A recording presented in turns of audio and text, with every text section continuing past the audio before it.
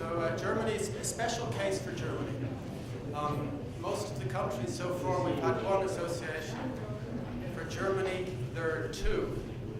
But maybe it's a little bit like the political situation in Germany a few years ago, a few decades ago, where there were two Germanys. Maybe in the future there is one Germany, and maybe there will be one association, but I won't go into that. I will hand over to Daniel from DTV.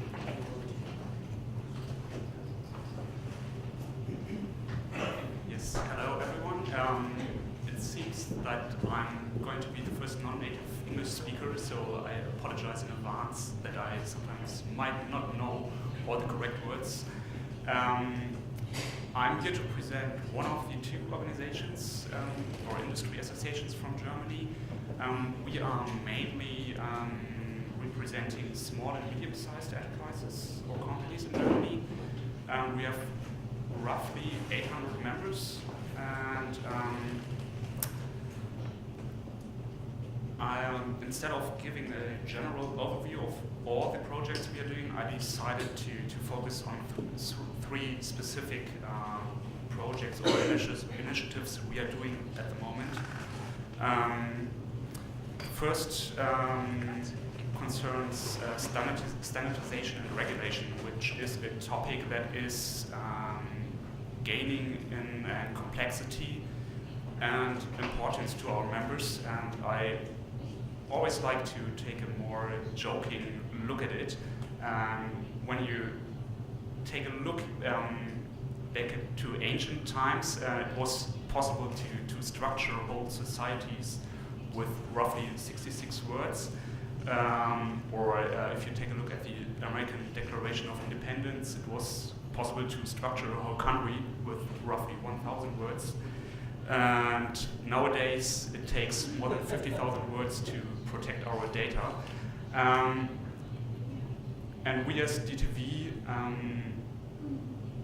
who is mainly focusing or representing small and medium-sized enterprises, it's almost impossible for individual companies to focus on regulation and standardization topics. And we estimated that our companies are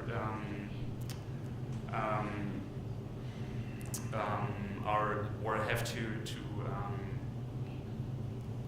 look after about 300 to 400 standards or EU norms, and it's impossible for them to take care of that themselves. That's why we as DTV decided to step into this area and to speak on behalf of small and medium-sized enterprises at the European level, and to represent our interests, specifically in personal protective equipment and also surgical textiles.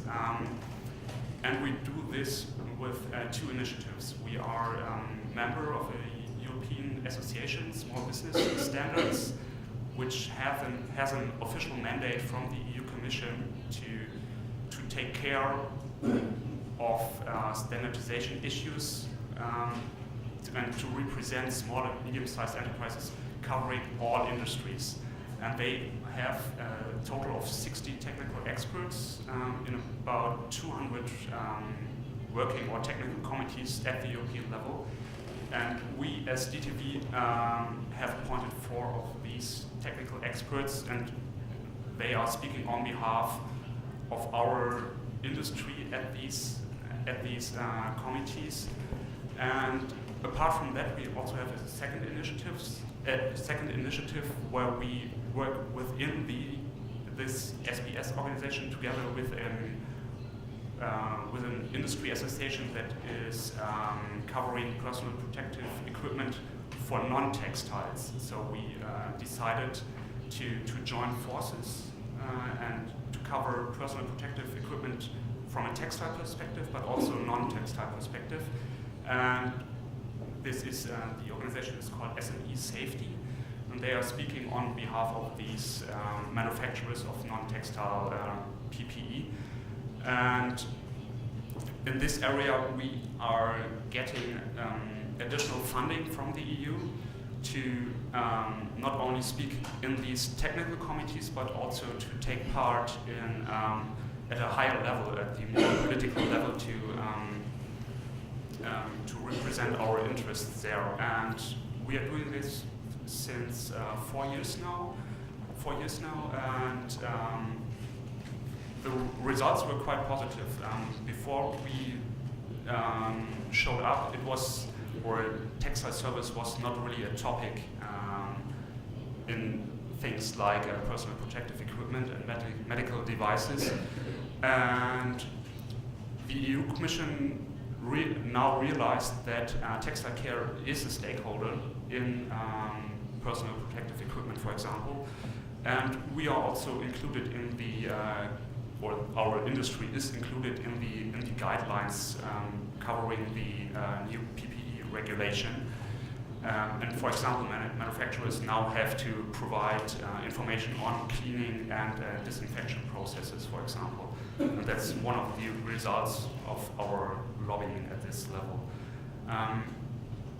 And I'd like to invite all of you to a conference we are having next month in Brussels, where we will have a discussion with the technical experts, but also with representatives of the EU Commission and other political bodies.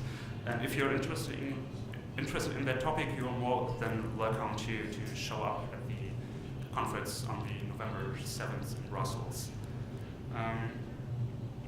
A second initiative I'd like to present is focused on education. And we are doing this together with a group of international associations.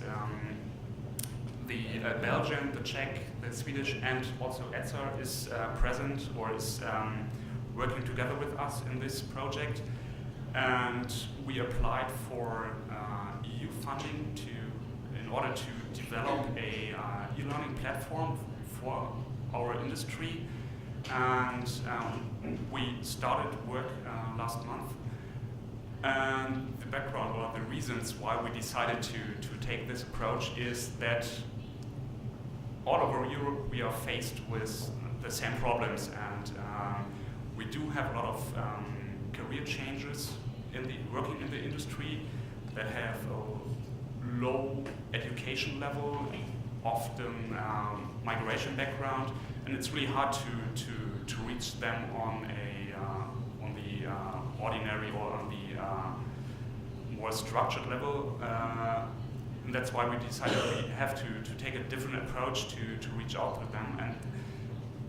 And we realized that a online platform might be the tool to reach out to these people. And within this project, we not only develop actual content, but we also do some research on what types of e-learning or which channels actually work for our target group. So some people might be more used to use apps on a smartphone. Mm-hmm. Some people might be more used to sit in front of a computer, and we are trying to figure out what's the actual best channel to reach out to the different target groups. That's also one part of this project.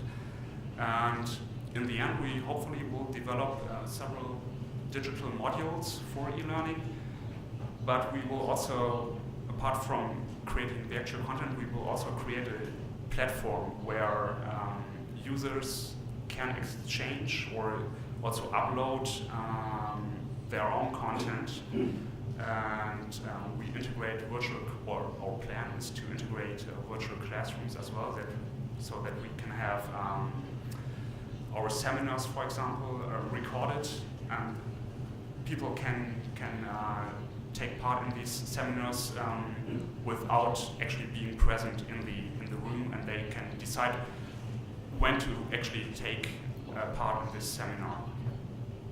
A third project I'd like to present is an initiative we are doing since 10 years now, and it's a certification scheme for management systems. And we are doing this for a whole range of international norms. And the clue here is that because we are mainly representing small and medium-sized enterprises, and for them it's quite difficult and cost-intensive to set up such management schemes themselves. And we decided to create a so-called matrix certification system, where a group of, we now have 50 independent companies who are part of this group, and they are all working independently, and out of these 50 companies, each year a random sample is taken, who are then being audited by an external certification agency. But all the rest of the companies will get a certificate as well, because we are doing internal audits, which are a lot less expensive than doing the external audits.